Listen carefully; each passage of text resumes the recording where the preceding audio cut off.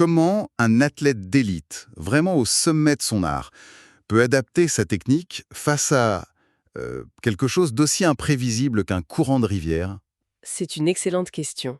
On pense tout de suite à la puissance, à la force brute. Mais en fait, la vraie bataille, elle se joue ailleurs. Oui, dans l'intelligence motrice, dans l'efficacité de chaque geste. C'est précisément ce qu'on va explorer aujourd'hui. On plonge dans une étude de cas scientifique qui est absolument fascinante. Elle a été publiée dans le Journal of Sports Science and Medicine. C'est ça. Le titre, c'est Stroke Rate and Arm Coordination Management in Swimming in a Double Paralympic Triathlete Champion. Un titre un peu long, oui. C'est une équipe de chercheurs dirigée par Ludovic Seifert qui a mené ces travaux. Et le contexte est vraiment crucial. Il faut s'imaginer les Jeux paralympiques de Paris 2024. Mhm. L'épreuve de natation du triathlon, elle ne se passe pas dans une piscine toute calme, mais dans la Seine. Ce qui change absolument tout.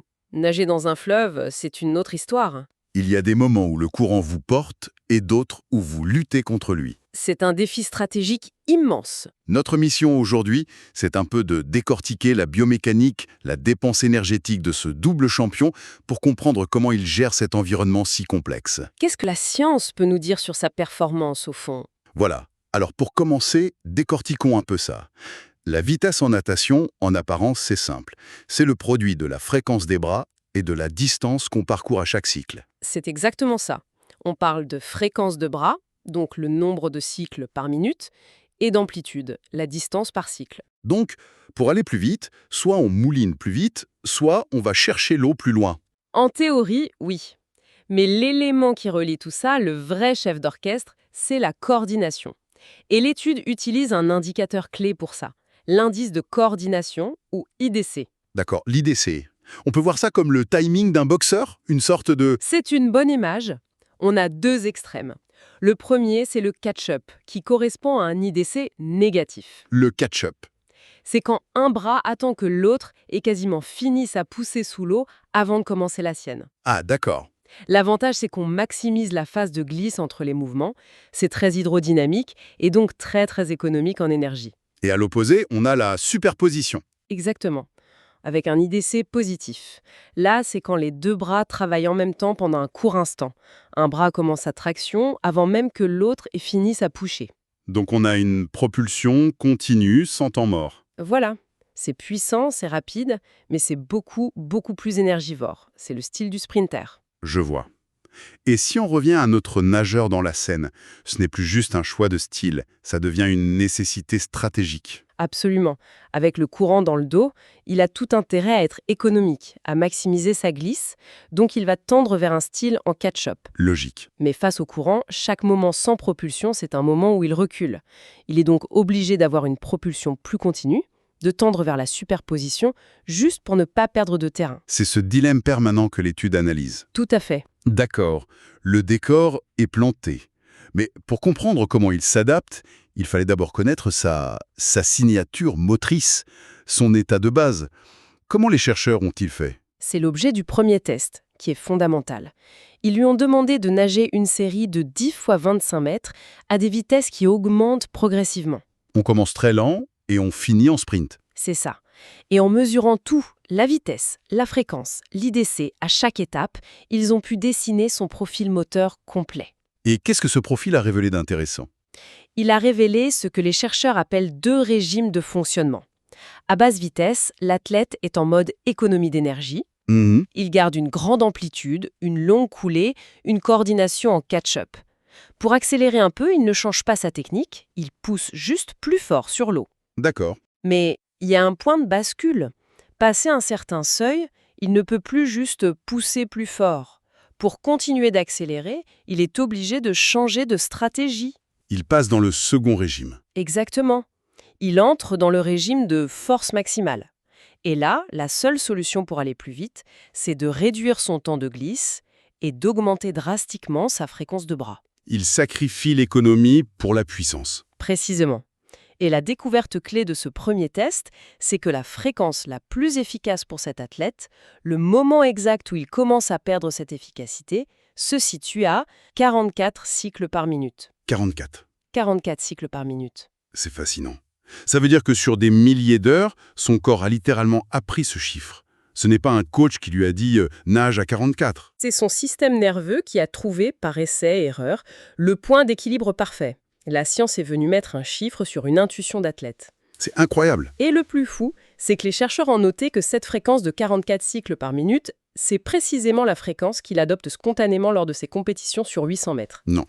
Si son instinct et la mesure biomécanique convergent vers le même nombre, il est calé sur son propre optimum. Donc pour la scène, ce 44 cycles minutes, ce serait son rythme de croisière idéal, sa vitesse économique pour la partie avec courant favorable. C'est l'hypothèse la plus logique. Ce serait son rapport le plus efficace pour avancer vite sans se griller. Mais il y a une nuance, non? Oui, le modèle mathématique montre qu'en théorie, il pourrait gagner encore un peu en vitesse, environ 0,13 ms, s'il arrivait à maintenir cette efficacité à des fréquences plus élevées. Mais c'est extrêmement difficile. D'accord. Donc l'équipe a identifié cette signature, ce rythme de 44. Mais une compétition, ce n'est pas un laboratoire. Il faut s'adapter. La vraie question, c'est est-ce que ce champion est juste un métronome parfait ou est-ce qu'il a plusieurs vitesses dans sa boîte? C'est la question à 1 million, et c'est tout l'objet du second test. Mesurer son adaptabilité sous contrainte. L'idée, c'était de voir comment son efficacité réagissait quand on le forçait à sortir de sa zone de confort. Et comment ont-ils fait ça concrètement? Ils lui ont fait nager une série de 50 mètres, à son allure de course, mais en lui imposant différentes fréquences via un métronome auditif. Un petit bip-bip sous le bonnet de bain, c'est ça? Exactement. Il a d'abord nagé à sa fréquence spontanée du jour, qui était un peu plus élevée que son optimum, à 50 cycles par minute.